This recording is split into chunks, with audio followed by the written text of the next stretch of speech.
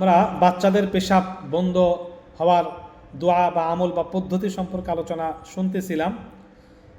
বাচ্চার ঘুমন্ত অবস্থায় শাহাদত আঙ্গুলি দ্বারা বুকের উপরে ওমার, আইন আলাদা, মিম আলাদা, র আলাদা, তিনটা শব্দ লিখবে এবং শেষে ওমার ওমার অর্থাৎ হযরত ওমর রাদিয়াল্লাহু আনহুর নাম, শুধু ওমর, আইন মিম র আলাদা আলাদা হরফ লিখবে, পরে আবার একসাথে শাহাদত আঙ্গুলি দ্বারা বুকের উপর লিখবে, পরে আবার একসাথে ওমর লিখবে।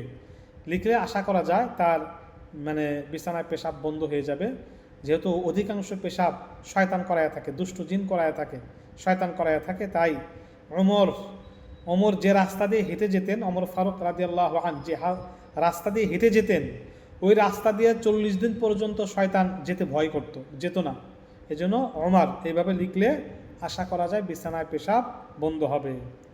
তারপরে মা বাবা যে কেউ 7 বার পাঠ করবে, ওয়াইদাল আরদু মুদ্দাত ওয়া আলকাত মা ফিহা ওয়া তাখাল্লাত ওয়া আযনাত লিরাব্বিহা ওয়া হুক্কাত। কোরআনের এই 3টি সূরা ইনশিকাকের এই 3টি আয়াত 7 বার পাঠ করবে।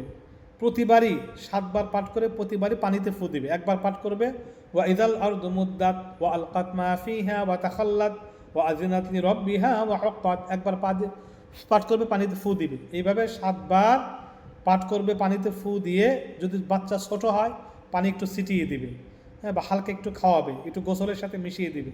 আর যদি বাচ্চা বড় হয় শুধু পান করাবে। উক্ত আয়াতটা 41 বার, এটা হলো, এবং সাথে উক্ত আয়াত 41 বার পরে চিনির উপরে ফু দিয়ে ওই চিনি 11 দিন পর্যন্ত চেটে চেটে খেতে দিবে। বাচ্চাকে 11 দিন পর্যন্ত একটু একটু করে হাতে দিবে এবং সেটা চেটে চেটে খাবে, একবারে খাবে না। ওই আয়াতটা 41 বার পরে চিনিতে ফু দিয়ে খাওয়াবে এবং 7 বার পরে পানিতে পরে খাওয়াবে। ইনশাল্লাহ পেশাব বন্ধ হয়ে যাবে। পরবর্তী ভিডিওতে।